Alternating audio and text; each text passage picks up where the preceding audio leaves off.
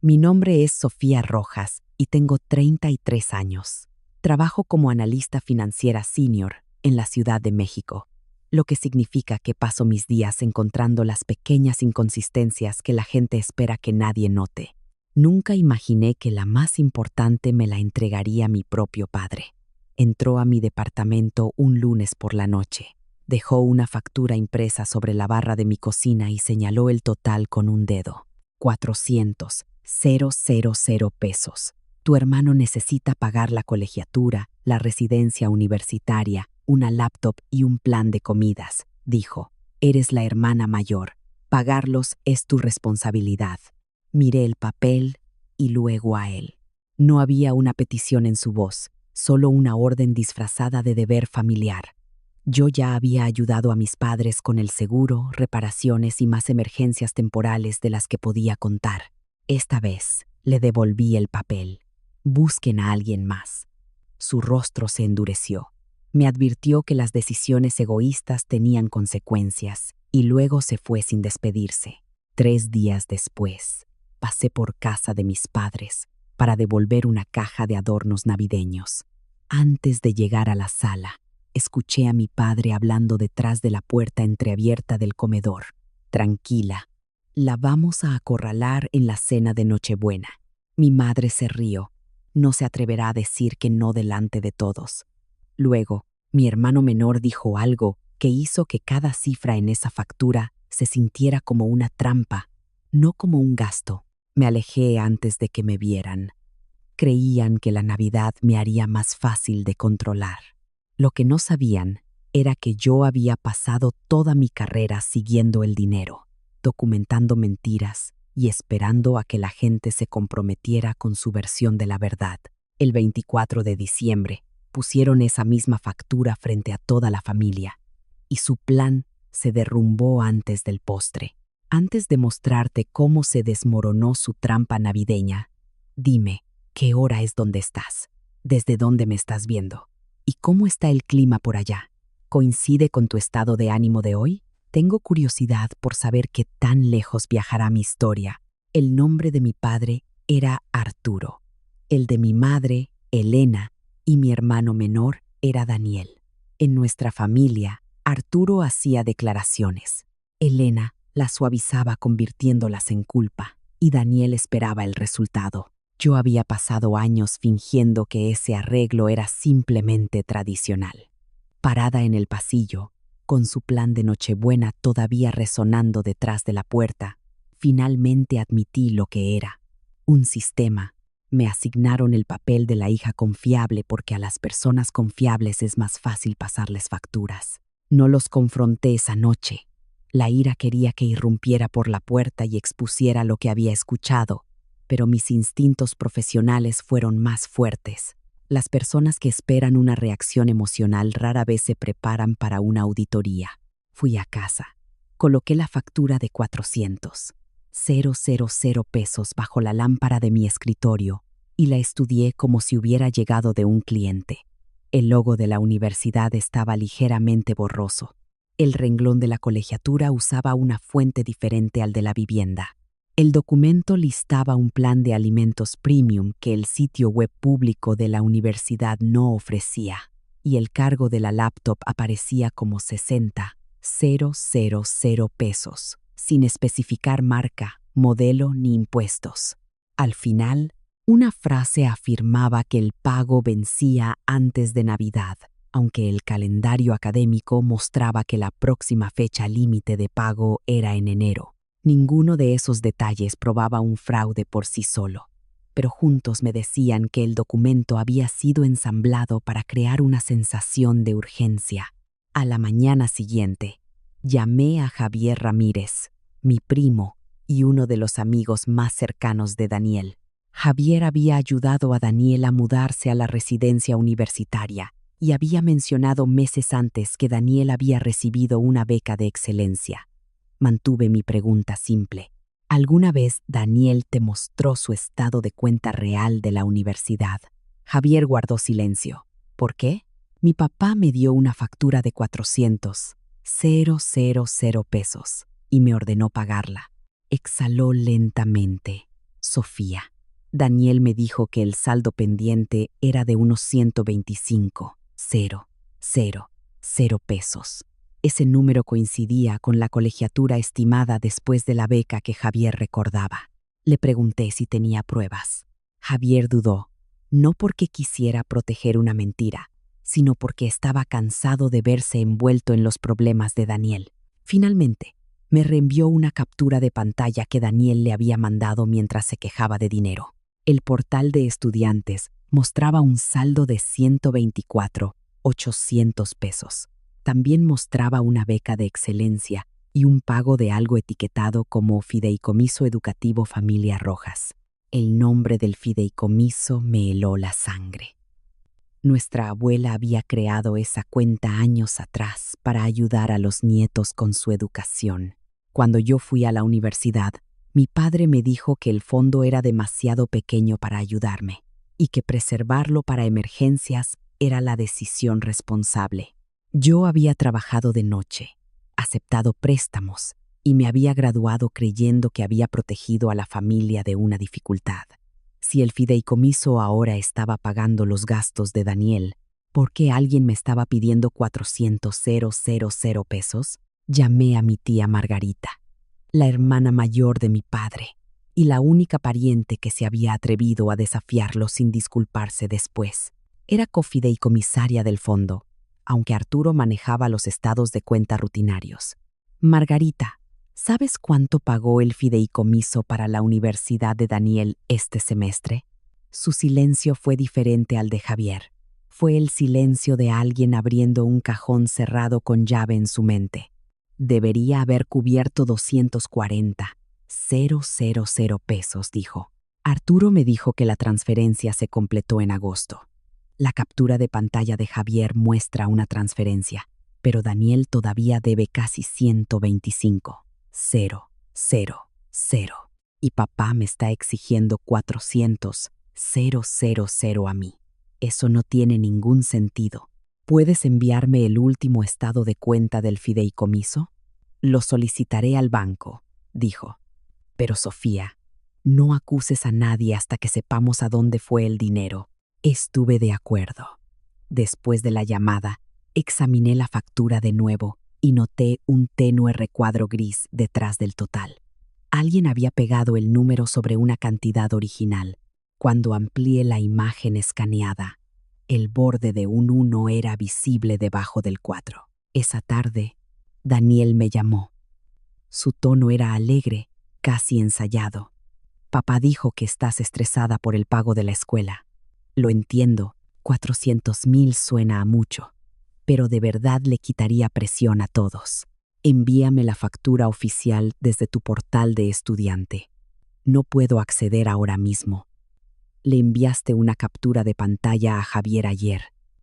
La alegría desapareció. ¿Por qué estás hablando con Javier sobre mí? Porque los números no cuadran. Me acusó de tratarlo como a un criminal. Le dije que estaba tratando la factura como un documento. Luego hice una pregunta.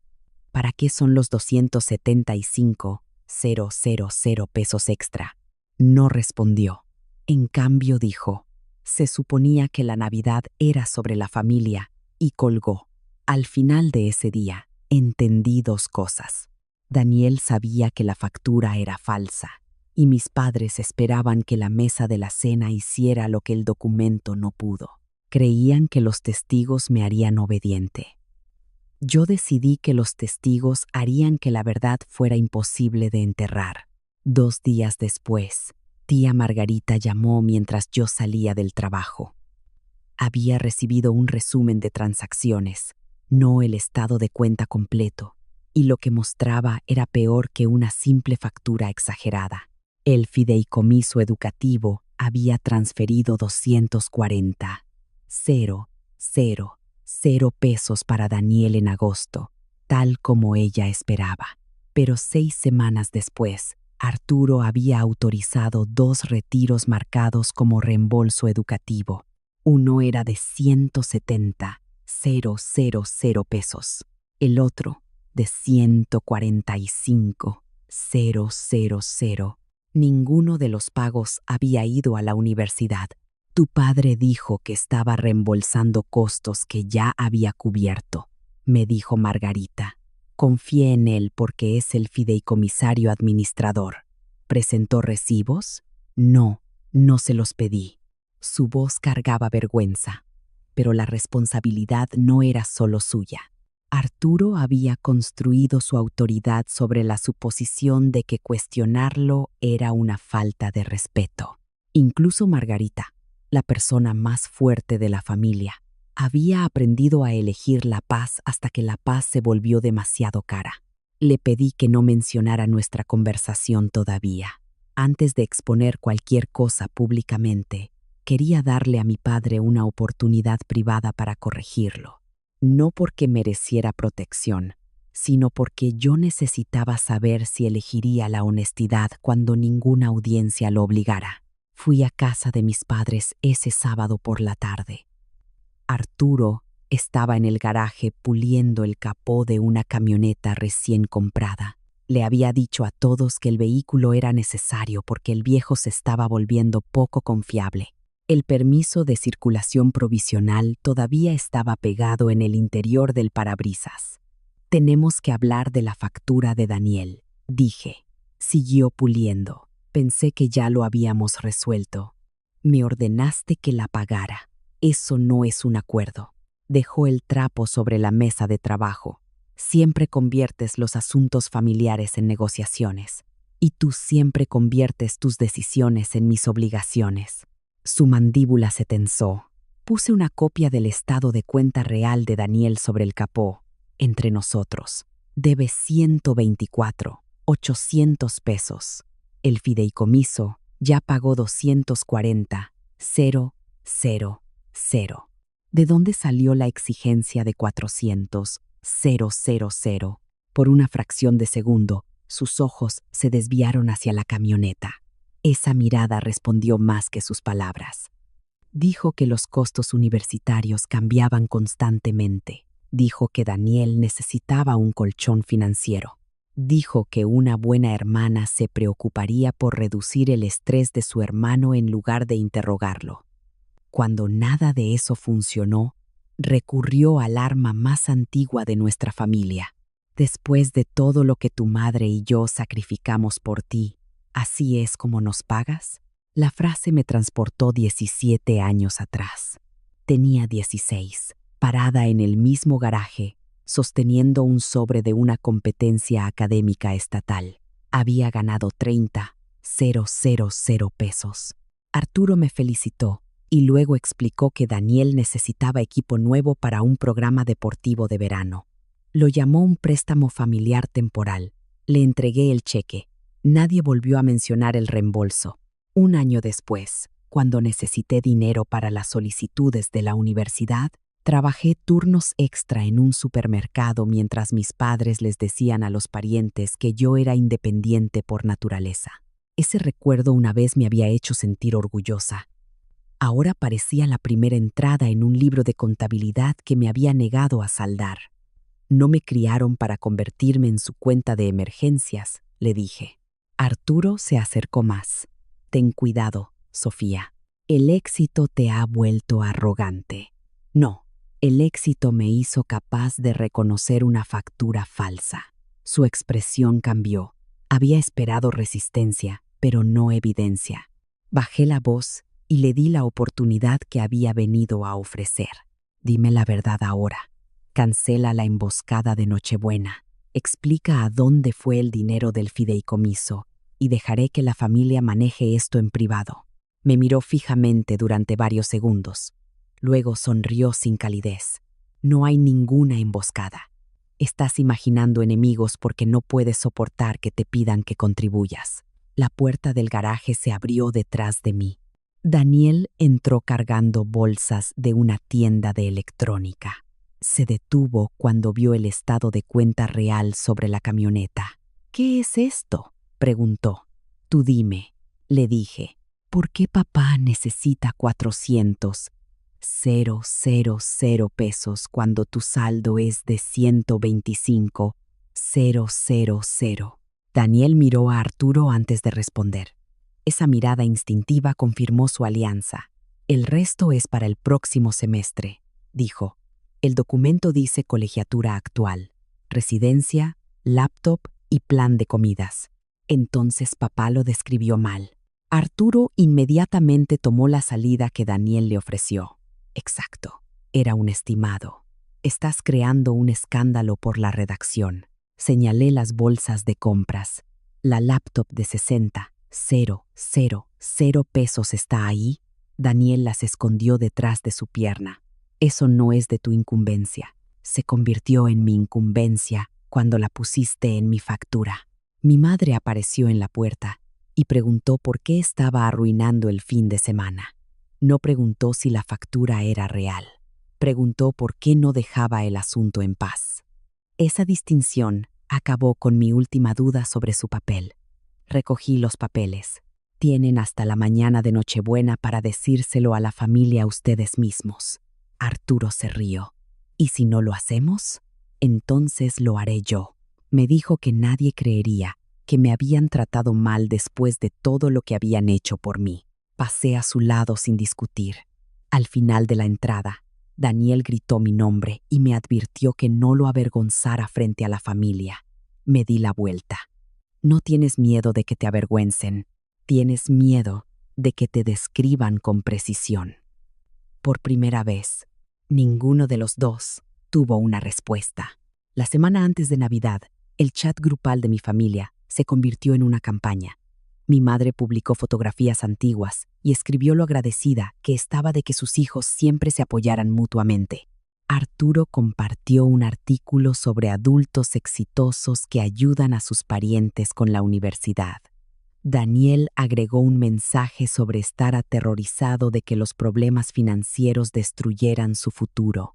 Ninguno de ellos mencionó mi nombre, pero cada frase apuntaba hacia mí. Los familiares respondieron con corazones, oraciones y ofertas de aliento. Entonces, mi tío Pablo escribió: Daniel tiene suerte de tener una hermana mayor que puede ayudarlo. Mi madre reaccionó con un corazón antes de que tuviera tiempo de leerlo 2 veces. Esa era su estrategia en miniatura. Anunciar mi generosidad antes de que yo accediera a ella, y luego hacer que mi negativa pareciera una traición. No me defendí en el chat. En cambio, guardé capturas de pantalla y envié un solo mensaje. Espero con ansias que discutamos el panorama financiero completo juntos en Nochebuena. La conversación se detuvo durante 3 horas. Tía Margarita obtuvo los registros completos del fideicomiso 2 días después. Los revisamos en mi departamento con Raquel Morales, una amiga del trabajo que se especializaba en investigaciones internas. Raquel no era el tipo de amiga que me decía que yo tenía razón simplemente porque estaba herida. Desafiaba suposiciones, separaba los hechos de las emociones y preguntaba qué probaba realmente cada pieza de evidencia. Los registros mostraban que el fideicomiso había comenzado el año con 792,000 pesos. 240,000 fueron legítimamente a la Universidad de Daniel. Los 2 retiros posteriores, por un total de 315,000 pesos, fueron a una cuenta conjunta de mis padres. Desde allí, 188,000 pesos se pagaron a una agencia de autos. Otros 96,000 se destinaron a un contratista que renovaba su cocina. La cantidad restante fue transferida a Daniel. Daniel había usado parte para pagar el depósito de un departamento fuera del campus que no necesitaba, porque su contrato de residencia ya cubría el año. También había comprado una computadora de alta gama, no para trabajos escolares requeridos, sino para un equipo de videojuegos y creación de contenido que había presumido en línea. El dinero faltante del fideicomiso explicaba la factura falsa. Arturo quería que yo reemplazara lo que él había desviado antes de que Margarita completara la contabilidad anual. Si yo pagaba 400,000 pesos, él podría cubrir el saldo real de Daniel, rellenar la mayor parte del fideicomiso y preservar la apariencia de que no había ocurrido nada indebido. La nueva camioneta y la cocina de mis padres permanecerían intactas. Daniel se quedaría con el departamento y el equipo. Yo absorbería el costo y sería elogiada por ayudar. Raquel organizó los documentos por fecha. Necesitas decidir tu objetivo, dijo. ¿Quieres una disculpa, el reembolso, distancia o una exposición pública? Las 4 cosas, respondí, y luego me corregí. No, quiero la verdad documentada. Las consecuencias pueden derivarse de eso. Esa distinción importaba. La venganza impulsada solo por la ira podría ser descartada como crueldad. La rendición de cuentas respaldada por evidencia era más difícil de eludir. Margarita quería confrontar a Arturo de inmediato, pero le recordé su plan. Él había elegido la Nochebuena porque creía que la audiencia familiar le pertenecía. Si hablábamos demasiado pronto, él reescribiría la historia, alegaría un malentendido y le diría a todos que lo había atacado por un error de contabilidad privado. Acordamos dejar que él presentara su demanda primero. Preparé 3 carpetas. La primera contenía el saldo real de la cuenta de estudiante de Daniel, la información de la beca y la factura alterada. La segunda contenía los estados de cuenta del fideicomiso, las transferencias bancarias y los recibos relacionados con la camioneta, la renovación y el departamento. La tercera contenía una carta que ponía fin a cada pago voluntario que yo hacía en nombre de mis padres. Durante casi 4 años, yo había pagado las primas de su seguro de gastos médicos mayores y las cuotas del impuesto predial cada vez que Arturo afirmaba que el flujo de efectivo estaba apretado. El total promediaba 23,000 pesos al mes. Nunca lo había llamado apoyo porque mis padres preferían la palabra ayuda, como si los pagos aparecieran ocasionalmente en lugar de llegar puntualmente. Cancelé las siguientes transferencias e imprimí la confirmación. También preparé un límite por escrito. No financiaría la colegiatura de Daniel, no reemplazaría el dinero extraído del fideicomiso, no sería aval de préstamos ni respondería a solicitudes financieras entregadas a través de parientes. Cualquier contacto futuro con mis padres dependería del reembolso y un reconocimiento directo de lo que habían hecho. En la víspera de Nochebuena, Daniel llamó de nuevo. ¿De verdad vas a hacer que papá ruegue?, preguntó. Yo pedí la verdad. Él está bajo presión. Yo también. Tú puedes pagar 400,000 pesos. Eso no los hace tuyos. Su voz se agudizó. Te importa más tener la razón que esta familia. Miré las 3 carpetas en mi mesa. No, Daniel. Me importa esta familia lo suficiente como para dejar de financiar sus mentiras. Me dijo que me arrepentiría de entrar a la cena de Nochebuena con esa actitud.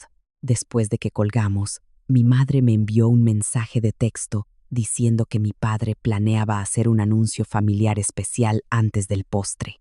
Añadió, por favor, no crees una escena. Respondí, yo no crearé una. Llevaré los registros para la escena que ustedes ya planearon. La mañana de Navidad llegó sin confesión, sin cena cancelada y sin disculpa. A las 4 de la tarde, puse las carpetas en mi bolso y conduje hasta la casa donde había pasado la mayor parte de mi vida tratando de ganarme un lugar que ya debería haber tenido. Esta vez, no iba allí para ser aceptada. Iba a cerrar la cuenta. Cuando llegué, 11 parientes ya estaban reunidos en la sala. Los abrigos cubrían la cama de invitados. La música sonaba desde una bocina cerca del árbol y la mesa del comedor había sido arreglada como si la presentación pudiera garantizar la armonía. Arturo me recibió en la puerta con un abrazo que duró lo justo para parecer afectuoso desde el otro lado de la habitación. Ahí está, anunció, nuestra hija exitosa. La palabra exitosa sonaba menos a un elogio que a una estimación de los fondos disponibles. Elena me besó la mejilla y susurró, por favor, recuerda que hoy se trata de la familia. Daniel evitó mi mirada. Llevaba un reloj nuevo y hablaba en voz alta sobre sus planes para el próximo semestre. Tía Margarita estaba sentada cerca de la ventana, tranquila e indescifrable. Raquel no estaba presente. Habíamos acordado que la evidencia no necesitaba un defensor externo. Los registros hablarían, y Margarita podría verificar lo del fideicomiso. La cena comenzó normalmente. Arturo sirvió el pavo. Elena pidió a todos que compartieran algo por lo que estuvieran agradecidos, y Daniel describió la universidad como el desafío más difícil de su vida. Cuando llegó mi turno, dije que estaba agradecida por los registros claros y las segundas oportunidades. Margarita bajó su copa para ocultar una breve sonrisa. Después del plato principal, Arturo golpeó su copa con una cuchara. «Quiero hablar de algo importante», dijo. «Daniel ha trabajado increíblemente duro, pero la educación es cara. Como padres, Elena y yo hemos hecho todo lo posible. Ahora es el momento de que la siguiente generación asuma la responsabilidad familiar». Sacó la factura alterada de debajo de su silla y la colocó sobre la mesa frente a mí. «Sofía ha sido bendecida con una carrera sólida», continuó. «Le pedimos que pague 400,000 pesos para la colegiatura, residencia, laptop y plan de comidas de su hermano». Nadie habló de inmediato. El silencio era exactamente lo que él quería. Todos los rostros se volvieron hacia mí, y la demanda se transformó en una actuación de generosidad que se esperaba que yo completara. El tío Pablo asintió. «Es mucho, pero la familia ayuda a la familia». Mi madre se inclinó hacia mí. «No tienes que decidir ahora mismo, cariño. Solo diles a todos que te encargarás y podemos ver los detalles más tarde». Allí estaba, la esquina en la que me habían planeado atrapar. Puse mi servilleta al lado de mi plato. Antes de responder, me gustaría que Daniel confirme la cantidad. Daniel se movió en su silla. «Son aproximadamente 400,000. Aproximadamente. Los costos universitarios cambian. ¿Cuál es el saldo exacto en tu cuenta de estudiante?». Arturo interrumpió. «Esto no es un interrogatorio. Es una solicitud de 400,000 pesos. Los números exactos son razonables». Daniel miró alrededor de la mesa, buscando simpatía. «Unos 125,000 ahora mismo, pero hay costos futuros». Saqué la primera carpeta de mi bolso y deslicé una copia de su estado de cuenta hacia el centro de la mesa. «El saldo es de 124,800 pesos. Tu beca de excelencia ya ha sido aplicada. Tu residencia y plan de comidas ya están incluidos. También recibiste 240,000 pesos del fideicomiso educativo Familia Rojas». El tío Pablo recogió la hoja. La mano de mi madre se congeló alrededor de su copa. Arturo se recuperó rápidamente. «Los 400,000 incluyen el próximo semestre y emergencias». Coloqué la factura alterada junto al estado de cuenta auténtico. Entonces, ¿por qué este documento describe la cantidad como colegiatura actual, residencia, laptop y plan de comidas? ¿Por qué el total de 125,000 fue cubierto con un total de 400,000? ¿Y por qué afirma que el pago vence antes de Navidad, cuando el plazo de la universidad es en enero? El rostro de Daniel se enrojeció. «Yo no hice ese documento». Todas las miradas se dirigieron a Arturo. Se rió una vez. «Creé un estimado familiar. Eso no es un crimen. No lo llamé un crimen. Lo llamé falso». Elena intervino. «Sofía, tu padre puede haberle dado un mal formato, pero su intención era proteger a Daniel. ¿Debes humillarlo por una hoja de cálculo?». Le di una oportunidad privada para que lo explicara. Él eligió esta mesa. Tía Margarita habló por primera vez. «Arturo, ¿dónde está el resto del fideicomiso educativo?». La atmósfera cambió. Hasta entonces, Varios parientes habían tratado la disputa como un desacuerdo entre hermanos. La pregunta de Margarita expuso una segunda capa, y Arturo lo sabía. El fideicomiso está bien, dijo. Entonces respóndele, repliqué. Comenzó el año con 792,000 pesos. 240,000 fueron a la Universidad de Daniel. ¿Qué pasó con los otros retiros? Los ojos de Arturo se endurecieron. No tenías autoridad para acceder a esos registros. Margarita dejó su tenedor. Yo sí. Soy la cofideicomisaria y lo solicité. Mi madre la miró como si Margarita hubiera roto un acuerdo. Actuaste a nuestras espaldas. No, dijo Margarita. Revisé una cuenta de la que soy legalmente responsable. Abrí la segunda carpeta. La primera página mostraba el retiro de 170,000 pesos. La siguiente, el retiro de 145,000. Luego venían las transferencias a la cuenta conjunta de mis padres. Pasé copias en ambas direcciones. El papel se movió de mano en mano, y con cada página el control de Arturo se debilitaba. El dinero no fue a la escuela, dije. 188,000 fueron a la agencia donde papá compró la camioneta. 96,000 fueron al contratista de la cocina. El resto fue para Daniel, para el depósito de un departamento innecesario y equipo personal. Daniel se apartó de la mesa. Papá dijo que lo repondría. Con mi dinero, dije. No, espetó Arturo, con dinero familiar. Todo en esta familia se comparte.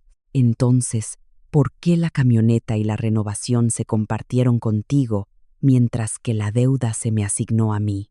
Me señaló. Porque tú puedes pagarlo. Te sientas ahí con tu sueldo y tu departamento y actúas como si hubieras construido todo sola. Lo construí mientras tú me decías que el fideicomiso educativo no podía ayudarme. Tía Margarita se volvió bruscamente hacia él. ¿Le dijiste a Sofía que no había dinero para ella? Arturo no dijo nada. Continué con la voz más baja ahora. Trabajé de noche, saqué préstamos. Te entregué el dinero de una beca cuando era adolescente porque dijiste que Daniel lo necesitaba más. Durante años, pagué tu seguro y tus impuestos porque decías que tenías dificultades. Todo ese tiempo, trataste mi estabilidad como un recurso que podías asignar sin mi consentimiento. Los ojos de mi madre se llenaron de lágrimas, pero sus palabras seguían siendo defensivas. Estábamos tratando de mantener a todos a flote. Estaban tratando de mantener intacto su estilo de vida. El tío Pablo miró el recibo de la agencia de autos. Arturo, ¿usaste dinero del fideicomiso para la camioneta? Arturo se cruzó de brazos. Lo tomé prestado. Tenía la intención de devolverlo. ¿Cuándo?, preguntó Margarita. Él miró hacia la factura alterada. Nadie necesitó que respondiera. La trampa se había derrumbado, pero la peor parte para ellos no era que me hubiera negado a pagar, era que todos ahora podían ver lo que mi pago había sido diseñado para ocultar. Arturo intentó recuperar el control poniéndose de pie. Dijo que las finanzas privadas no tenían lugar en Navidad y nos acusó a Margarita y a mí de convertir un préstamo temporal en una ejecución pública. Pero la autoridad en su voz ya no coincidía con la sala. Los parientes ya no me miraban como la hija ingrata. Lo miraban a él como el hombre que había presentado una factura falsa para ocultar el dinero que ya había tomado. Elena recurrió a la salida emocional. Sofía, incluso si se cometieron errores, exponer esto frente a todos es cruel. La miré a los ojos. 3 días después de que me negué, te escuché reír cuando papá dijo que me acorralarían en Navidad, porque no diría que no delante de todos. Ustedes eligieron a la audiencia, solo que esperaban que funcionara a su favor. Su rostro palideció. Daniel miraba su plato. Margarita le preguntó directamente si sabía que la cantidad de 400,000 pesos era falsa. Primero, afirmó que no entendía lo del fideicomiso. Luego admitió que Arturo le había dicho que describiera todos los gastos posibles y redondeara hacia arriba. Cuando Margarita preguntó sobre el depósito del departamento, la historia de Daniel se desmoronó aún más. Confesó que quería mudarse fuera del campus con amigos y creía que Sofía eventualmente pagaría porque siempre lo hace. Esas 3 últimas palabras dolieron más que cualquier acusación. También me liberaron. Mi generosidad no había creado gratitud, había creado expectativa. Saqué la tercera carpeta. A partir de esta semana, he terminado los pagos del seguro y del predial que he estado haciendo para mamá y papá. No pagaré el saldo de Daniel. No reemplazaré el dinero del fideicomiso. No seré aval de ningún préstamo ni financiaré ninguna emergencia futura creada por la deshonestidad. Cualquier contacto sobre dinero debe ser por escrito. La ira de Arturo finalmente estalló. No puedes castigar a tu madre porque estás enojada conmigo. No estoy castigando a ninguno de los dos. Estoy deteniendo pagos que siempre fueron voluntarios. Perderemos la cobertura, dijo Elena. Tienen ingresos, una camioneta nueva y una cocina renovada. Tendrán que elegir lo que pueden pagar, tal como yo he tenido que hacer. Margarita entonces anunció que Arturo quedaba suspendido de la gestión del fideicomiso educativo con efecto inmediato. Enviaría los registros al abogado de la familia, exigiría una contabilidad completa y demandaría el reembolso de cada retiro no educativo. Hasta que eso sucediera, solo aprobaría pagos directos a escuelas acreditadas. Ningún dinero pasaría por las manos de Arturo o Daniel. Daniel preguntó si el fideicomiso aún cubriría su saldo restante. Margarita respondió: el fideicomiso ya te apoyó. El dinero retirado para tu departamento y equipo se contará como parte de tu beneficio. El resto es tu responsabilidad. Su expresión se derrumbó. Sin la financiación adicional, no podría mantener el departamento fuera del campus, el equipo premium y el horario despreocupado que había prometido a sus amigos. Tendría que permanecer en la residencia, devolver lo que pudiera y encontrar trabajo para el resto. Ninguna de esas consecuencias amenazaba su educación. Solo amenazaban la imagen que había intentado comprar con el dinero de otras personas. Arturo le dijo a Margarita que no tenía derecho a avergonzarlo. El tío Pablo le recordó que él acababa de intentar avergonzarme a mí para que pagara una obligación fabricada. Otro pariente preguntó si Arturo había usado fondos del fideicomiso antes. La pregunta recorrió la mesa y su reputación. Lo que había protegido con más cuidado que la cuenta comenzó a fracturarse. Mi madre empezó a llorar. Durante años, las lágrimas habían puesto fin a conversaciones difíciles en nuestra familia, porque todos se apresuraban a consolarla antes de preguntar qué había hecho ella. Esta vez, nadie la atacó, pero tampoco nadie cambió de tema. Arturo me siguió al pasillo cuando recogí mi abrigo. «Ya dejaste claro tu punto», dijo en voz baja. «Ahora dame 30 días. Paga los 400,000 y te los devolveré después de que venda algo». «No. Si el abogado ve todo, Margarita destruirá mi reputación. Tú retiraste el dinero. Tú creaste la factura. Tú planeaste la cena. Tu reputación está enfrentando tus decisiones». Bajó aún más la voz. «Soy tu padre. Eso debería haberme hecho sentir más segura contigo, no más fácil de usar». Daniel apareció detrás de él y preguntó si me sentía orgullosa. Le dije que me sentía terminada. Me fui antes del postre. A través de la ventana del frente, vi a la familia todavía sentada alrededor de los documentos. Nadie gritaba. Estaban leyendo. Esa fue la consecuencia que mis padres nunca esperaron. Podían sobrevivir a mi ira, llamándome emocional. Podían sobrevivir a mi negativa llamándome egoísta. Lo que no podían sobrevivir era una habitación llena de gente comparando su historia con los registros. No arruiné la Navidad. Terminé la función. La contabilidad formal tomó 6 semanas. Confirmó que 315 pesos habían sido retirados del fideicomiso educativo para gastos no calificados. Con multas y documentación faltante incluida, se le exigió a Arturo que devolviera 345,000 pesos. Vendió la camioneta, pospuso el resto de la renovación de la cocina y usó parte de sus ahorros para restaurar la cuenta. Margarita se convirtió en la única administradora y cada pago futuro fue directamente a una escuela. Daniel devolvió el depósito del departamento y vendió parte del equipo. Se quedó en la residencia, tomó un trabajo de fin de semana en la biblioteca del campus y arregló un plan de pagos para los 124,800 pesos restantes. Su vida no se derrumbó. La fantasía de que todos los demás eran responsables de mantenerla, sí, mis padres sí perdieron algo importante, el acceso a mí sin rendición de cuentas. No los visité durante 3 meses. Dejé de responder mensajes que comenzaban con culpa, dinero o exigencias de superar el tema. Elena envió fotografías de años más felices. Arturo envió notas breves explicando que había estado bajo presión.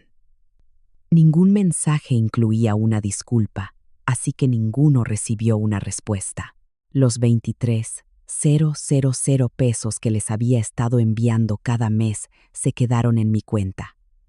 Usé parte para acelerar los pagos de mis propios préstamos estudiantiles y puse el resto en un fondo para una futura casa. El primer mes se sintió extraño. Seguía esperando una llamada de emergencia que me arrastraría de vuelta a mi antiguo papel.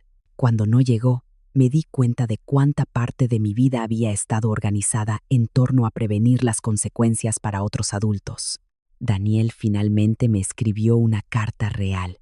No culpó a nuestros padres, a sus amigos, ni al costo de la universidad. Admitió que había tratado mi éxito como propiedad familiar y mis límites como obstáculos. Se disculpó por ayudar a crear la factura falsa y por esperar que la audiencia de Navidad me silenciara. Le respondí una vez. Le dije que el perdón era posible, pero el apoyo financiero no lo era. La confianza se reconstruiría a través de decisiones consistentes, no de discursos. Meses después, nos reunimos para tomar un café. La conversación fue incómoda pero honesta. Eso fue más valioso que la cercanía fácil que habíamos fingido tener antes. Arturo nunca ofreció la misma rendición de cuentas. Les dijo a los parientes que yo había reaccionado de forma exagerada a un préstamo, pero los registros seguían disponibles y su versión ya no controlaba a la familia. No fue invitado a administrar fondos compartidos de nuevo. Elena dejó de pedirme que lo rescatara. Por primera vez, tuvieron que resolver sus propios problemas financieros dentro de los límites de sus ingresos reales. La gente a veces imagina la venganza como un acto dramático que hace sufrir instantáneamente a la persona que te hirió. La mía fue más silenciosa. Rechacé la factura. Documenté la verdad. Dejé de subsidiar a las personas que habían confundido mi amor con permiso. Luego, me hice a un lado y dejé que sus propias decisiones se volvieran costosas. Los 400,000 pesos se quedaron conmigo. Más importante aún, también mi voz. Esa Navidad me enseñó que la lealtad familiar sin consentimiento no es lealtad, es control. Ayudar a alguien puede ser generoso, pero ser forzado a financiar la deshonestidad solo les enseña que la manipulación funciona. Los límites no destruyen las relaciones sanas.